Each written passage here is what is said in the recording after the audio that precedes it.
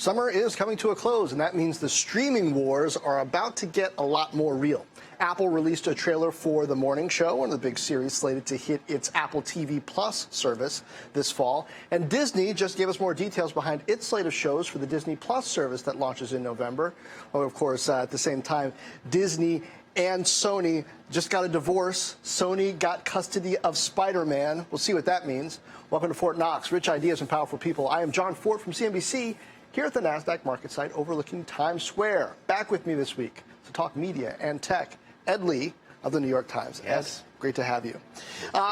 So let's start off talking about Disney Plus and this slate. The streaming wars are coming, yeah. They really are. I want to get to Spider-Man, because Yes. I think I have a pretty hot take on this. Yes, I want to hear it.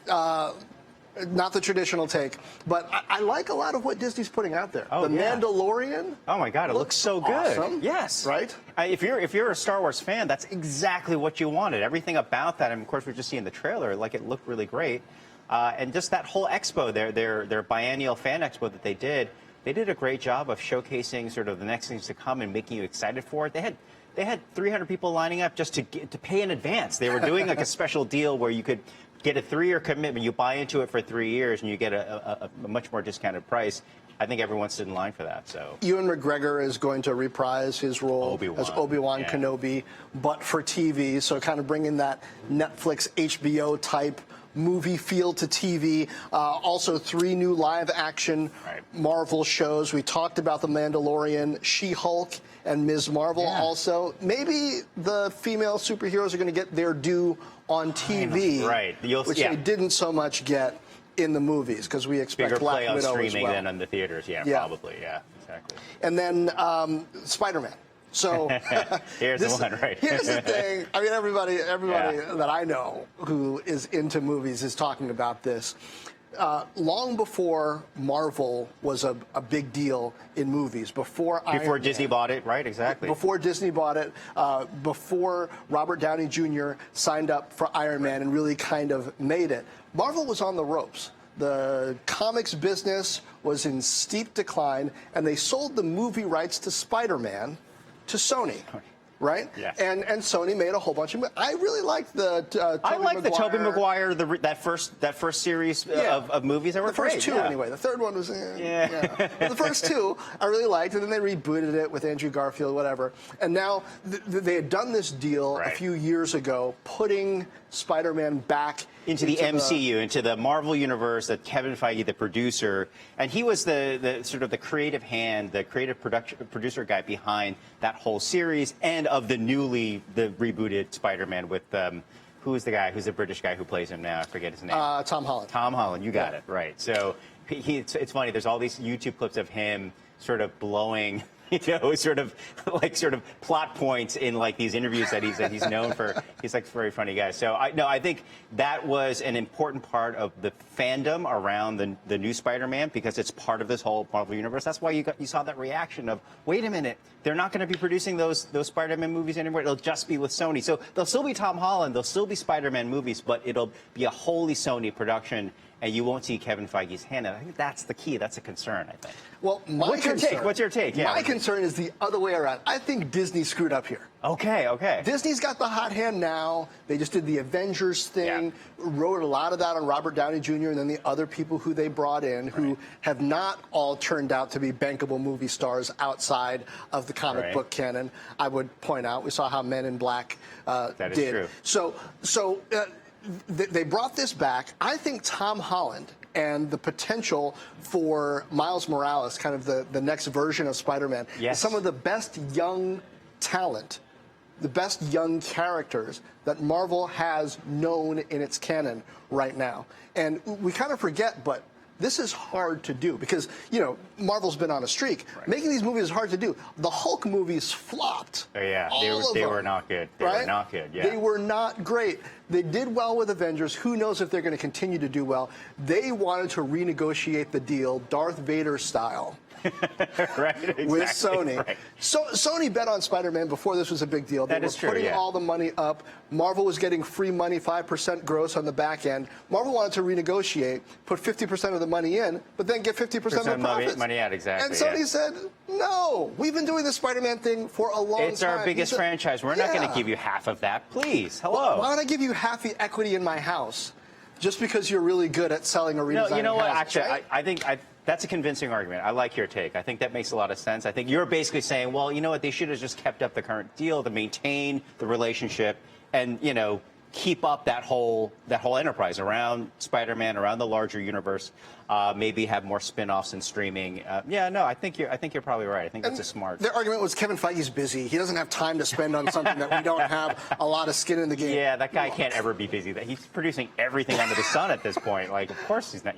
Oh my goodness. He's used to busy. There's a point, right? And plus, if you do this deal, you get to keep Spider-Man in the MCU, and that's going to make me want to see these other movies more, especially when you're losing Robert Downey Jr. and some of these other people. I think they made a mistake. They're going to have to get back to the table. If any of these next Marvel movies bombs, I think they're going to have to go back to the table and say, Sony, about that Spider-Man. That is true, but also the same is true on the other end, right? If the entirely Sony-produced Spider-Man bombs or doesn't do as well as anticipated or as had in previous movies, they might want to come back to the bargaining table. They might, but they've had bombs before. Spider-Man 3. They've learned how to live with bombs. They can survive that. So I guess that's a good point. I think at the same time, the bigger picture on the whole Marvel universe, they're in what they call Phase 4 of it, right? Which is the next whole iteration. You're going to see sort of some of the more minor characters from the latest iteration sort of get more of a play this time around. You mentioned a lot of the female characters that are going to She-Hulk, etc. So I think that'll be interesting. I think they're already sort of heading in a slightly different direction, smartly, and ultimately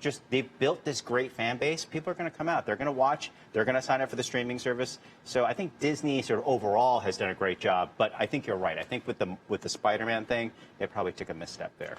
Now, but before we move on the streaming tip, I want to talk about Apple TV Plus and The Morning Show, because this trailer came out. I mean, it's got Reese Witherspoon, big names, Jennifer Aniston, right? Steve Carell, right? Steve Carell. Yeah. He's got the fire poker like on the flat screen TV. That was sort of the signature sort of frame from that trailer, I thought. Why is this show so white? That's my issue. That's my only issue here. No, you know what? Because look at morning television. 100% agree. Look at the biggest shows on morning television. They are not that ethnically monolithic. Right. And typically, what has happened in TV, look at Disney and Thor, right? Look at Asgard. Yeah. They got black people in Asgard. Right, That's supposed to be Norse myth. They can't get black people on morning TV. Come on, Apple. And the next iteration of the Marvel universe we're talking about, there's going to be a lot more people of color, more women involved. So I think they're sort of taking a step in that direction that I think speak to current concerns and what it should have always been anyway. So I think, which is what makes this morning show thing from Apple look weird to me. It does look weird, but at the same time, I think what the show, from what sources have been telling me, has really been trying to hew towards what's been happening in current events on morning shows in the last few years, which we've seen a lot of, except with no black people hosting. Except with no black people hosting, right? Which, if you look at morning shows, there are black people hosting, right? That's so what I'm saying. that part has been overlooked, saying. absolutely. But from what I've been told, people have gotten early looks at the first few episodes. They say it looks really good, right? So it'll be compelling. My bigger issue is if you saw the trailer, at the end of the trailer, they've got this with subscriptions, right? You can have access. There's a little notation around that because there was a question mark as to, wait, are they going to make this free to people who have Apple devices, or are they going to charge? What are they going to charge? So they're going to charge. There was a report, I think, in Bloomberg a few weeks ago. They said they're looking at $10 a month, which is what Apple Music is. $10 a month, even $5 a month for what, 2, 3, 4 shows that they're going to release? Like, who's going to pay $10 for a handful of shows at the release date? That I don't get. That part doesn't make sense to me. Disney, when they launch it, they're going to have a whole library of stuff, plus all the new stuff that they're planning for that service. I think that's a misstep on the part of Apple. I think they haven't figured out, really, they've never really presented a cogent media strategy. I don't think they've really understood how programming really works and what you're really trying to sell the consumer on a subscription basis. So 4 or 5 shows. This show looks compelling, the morning show, yes, despite the whiteness of it. Or to some people because of the whiteness. Or maybe to some people because of the whiteness of it. But I don't know. I can't imagine. I don't understand the logic behind charging $10, even $5 a month for just a handful of shows. Yeah. Yeah, well, that's an issue. I mean, some people will buy whatever Apple puts out there, whatever the price. Our diversity game is strong here on Fort Knox. Top-notch journalists from all walks of life. Anyway, it's time to get those digits. Siri has a few numbers that caught my eye this week. What's up first, Siri? 4,152. 4,152. That is the number of unsafe, mislabeled, or banned items found on Amazon during an investigation by the Wall Street Journal. Ed, it's really a riveting story. Great story. One of really the well anecdotes done. they tell in here is about a motorcycle helmet that somebody bought off of Amazon. I think it was an Atlanta Falcons helmet that it was advertised in the listing as being Department of Transportation compliant. Right. It wasn't. It was not. Guy crashes, dies, helmet flies off. Amazon still had this helmet listed until the Journal Alerted them, yeah. Hey, was look. writing the story and Yes. alerted them. This is an issue, right? Because a big box retailer like a Walmart or a Target would not be allowed They to would not carry be these carrying items those in things. the store. Exactly. I think what was fascinating about the way that the story was done, that the investigation was really well done. It really highlighted an aspect of Amazon that I think, you know, when you're looking at, say, something like YouTube or Facebook, these guys have been dinged for basically what user-generated content, right? These sites, the whole premise of the internet is you don't need professional anything. There are people out there sounding off. That's where the media is coming from, and that's what's generating all the traffic and all the eyeballs. But they've also been dinged for it, right? Look at all the, not just sort of the misinformation, but the manipulation that's happening through these other services. It's not quite the same thing, but the idea that anyone can sell anything, this is Amazon's marketplace. That's where a lot of these things are coming through, represents the broader issue around just the internet in general, where everyone is a publisher, is a seller, is a vendor, and that's why you have things like this falling through the cracks, and people, not just dangerous items, but even, you know, one of my colleagues at the Times wrote recently about all the fake books that are being sold on Amazon, that are books that are past their copyright or even before copyright, where people are basically recreating these books with changes, with edits even, and selling them as authentic when they're not. And it's just the trapdoor of the internet where there isn't enough oversight. So the bigger picture for me is when you see stuff like this and everything that's happening with the other big FANG companies, if I'm in Congress, I'm like, we need oversight. We need much more regulation on how products are sold, how publishers are, how people publish on Facebook or YouTube. And I think, you know, it's just going to give them more fodder to jump in and regulate these guys. And I think you're right. This lines up with the question around content on social networks also, because initially the idea was in order to grow these platforms, we have to entice people, let people put whatever they want on them. Now we're seeing the consequences of that in social networks, in content certainly, but we're also seeing it in retail. Now, Amazon has told me that they are working on ways of policing these sorts of content abuses, certainly when it comes to counterfeiting. CNBC's Ari Levy has done a bunch of work on this as well. They do have a system that the holders of patents can use to check and make sure that they're not being counterfeited, but that doesn't solve all these kinds of problems. And it's always an after-the-fact check, right? That's the problem, right? Instead of sort of whitelisting or vetting before it gets into the system, it's almost like the onus is on the consumer, right? Or whatever sort of the investigative reporter to say, hey, look, this doesn't look, oh, we're going to take that down. And I think that's where there's a fundamental structural issue in terms of how these things are vetted, not just for Amazon, but for all these other guys we talked about as well. And that, again, that could come down to sort of a regulatory or legal framework. Yeah, we've seen it with the T-shirts with slogans that are not exactly kosher that pop up on Walmart, too. Amazon's not alone. Siri, let's get the next digit. 3,700%. 3,700% is the year-over-year growth of Baidu's smart speakers, just overtaking Google as #2 in the global market. And we say global market, Ed, but I was looking into this.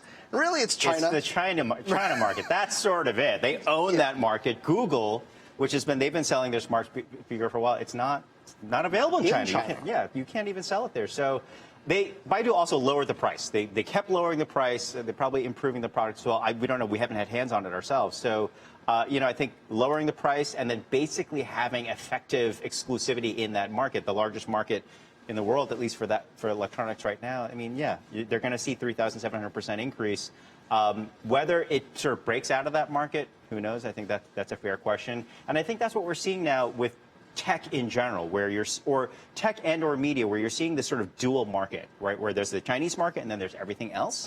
And as a result, China has sort of its own it's a different ecosystem. So how things develop within China, whether on the internet or hardware technology, is slightly different. It's like a slightly different version of everything you're seeing, outside of China. It's sort of the bizarro version, or maybe outside of China is the bizarro version, whichever you want to see it. But they're sort of like weird copies or weird mimics of what we're seeing it. Now, first of all, I don't think I care that much about the smart speaker market from a business perspective, right? Because there's hardly any profit in it, it seems. Amazon is the biggest in this market. Right. They've been selling Echoes for a long time. They still don't break out how much money they're making. I mean, really, this is just a way to kind of seed their services business, get people using Amazon more. Baidu, presumably the same thing. Exactly. Buying things more readily, more quickly. They're really trying to bake in, hey, reorder this, or I want to buy that. And there's some advertising play as well against it. So I think that is an interesting thing. Also, collecting the data, right? That's a huge part of what these speakers are doing, and just what these companies are doing, including Baidu, including all the Chinese companies. So that's the bigger picture. And getting into a little trouble for it as people realize, wait a second, people are listening when I talk? It's not just some super smart, it's not Jarvis out there. That's what they want. I think that's actually what like Jeff Bezos and Mark Zuckerberg, that's what they really want. They all want to be Tony Stark. Yeah. So, that's Didn't Zuckerberg name his AI in his house Jarvis? Exactly, right. I mean, like no imagination, right? Come on. Right? All right. Siri, give us another digit. 33. 33.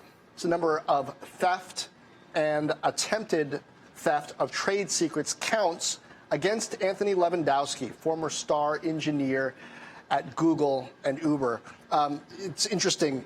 This case, a lot of people are arguing it's going to be hard for the government to prove, but it comes down to driverless technology and the allegation that Uber, remember when Uber was bad? That Uber was stealing the tech from Google. And Uber bought Anthony's company. He had his own startup called Otto, which was a self-driving technology for trucks, for freight, basically freight carrying. And they basically acqui-hired him, and along with that acquired a lot of his technology and his know-how to do the same thing at Uber, to create autonomous stuff. And Google was like, hold on a second, he actually worked for us, and you're now so what was the outcome of that? Uber and Google settled. Right? And then they're like, okay, you thought you were done, but no. The feds came in and said, actually, this is a bigger issue. He is taking technology from one side to the other. And I think that's the thing to understand around what's happening here, which is Silicon Valley is so driven by this IP, the property, the intellectual property of what technology you own. And it's just another flashpoint, right? And you can't just take it from one company to another, or at least it will be challenged. I'm fascinated by this. I'm fascinated that the feds went this far with it. I thought after the Google settlement, they would have sort of left it alone. But I think they want to set an example. And I think if I'm going to stretch it a little bit, Go ahead, stretch it. We're going to stretch it. This whole tariff fight with China, it's not just the money. It's not just about the trade imbalance. It's intellectual property theft. And I think if I'm going to read into it a little too much, I think, the DOJ wants to set, or the government generally wants to set a higher bar for intellectual property, even if it's our own citizens. Right, even if it's just with that makes sense. I think also interesting here, this kind of thing historically in Silicon Valley has happened all the time. Yes. Right, especially because in California, there are no non-competes. Right. Like you can't say, oh, you were at eBay, you can't go to Amazon's office in Silicon Valley, or you were at Google, and Google puts a non-compete so you can't go work for Apple. They can poach from each other. They can poach, and that happens all the time. And it was also, as you pointed out, historically, Silicon Valley was the place that sort of figured out this reverse engineering. We could think of reverse engineering as just sort of a phrase, but it was an actual sort of methodology that they employed in Silicon Valley for years, where they would figure out a way to transfer sort of knowledge from one person to the next and reverse engineer sort of things that you see now in the marketplace without sort of getting your hands dirty or without sort of getting into legal trouble. So, it's a place where technology is always sort of copied or stolen or or sort of mimicked in these ways. So that's part and parcel of that whole industry. Some people think IP wants to be free. Yeah. All right, Siri, give us the next digit. $198 million. $198 million. Peloton, which just filed for an IPO, posted a net loss of $47.9 million in 2018. In 2019 so far, $245.7 million. The difference is just under $198 million. The losses in Peloton are huge, which makes me a little nervous because, okay, people, I'm cheap. Let me tell you what I do for exercise to get in cardio. I have an actual bicycle that I make stationary by putting it on this $100 stand that I bought from Amazon that puts resistance on it, and I have a TV in the basement with a little Roku attached to it. You have your own and I little put on a nature scene, and then I bike. See, right? You've reverse engineered your own Peloton. That's there you go. That's what that is. And there's no monthly fee. I paid $100 for the stand and $50 for the Roku, and I can ride for free. You know, we've re-entered this age. Remember Web 1.0 when like there were all these companies going public that had like zero revenues or little revenues or all kinds of losses to speak of. These companies now, they have real revenues. There are people paying for Peloton or subscribing into their monthly service, but they're also got massive losses. So, like, are we just now in a phase of that? There's WeWork as well that filed. Are we just in a phase of companies that are selling dimes for a nickel? I mean, I could set up that storefront and my revenues would be through the roof. Of course everyone would want to do that. I don't understand how Peloton isn't ridiculously profitable. They sell you the bike, right, which is not cheap. It's not cheap, yeah. Right? More than $1,000, I think.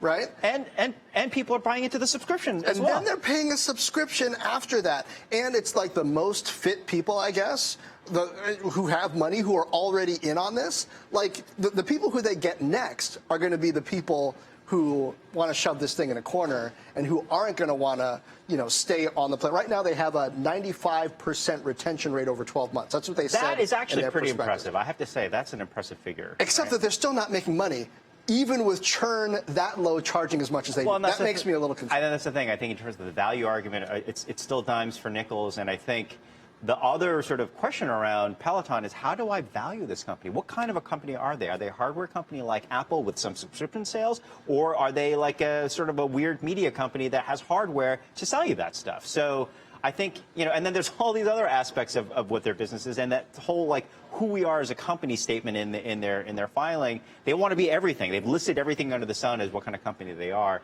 which I don't think helps investors to understand, like, what they should buy into. So beyond the losses, I still want to know, what am I buying into? Like, what should I be looking for the next quarter and the next year to see where the growth is going to come from? If you want to sell, maybe you should sell the devices at a loss so that you bump up subscriptions. I don't know. So that part of the strategy still isn't clear. Maybe Apple should buy Peloton. I don't know. Maybe they can figure out how to make money off it. And Ed, I got an extra digit for you. Siri doesn't have to get involved. 400. That is how many police departments Amazon's doorbell camera company Ring, which they acquired, has partnered with, giving them access to residents' Amazon Ring cameras. Giving them access is actually going a bit far.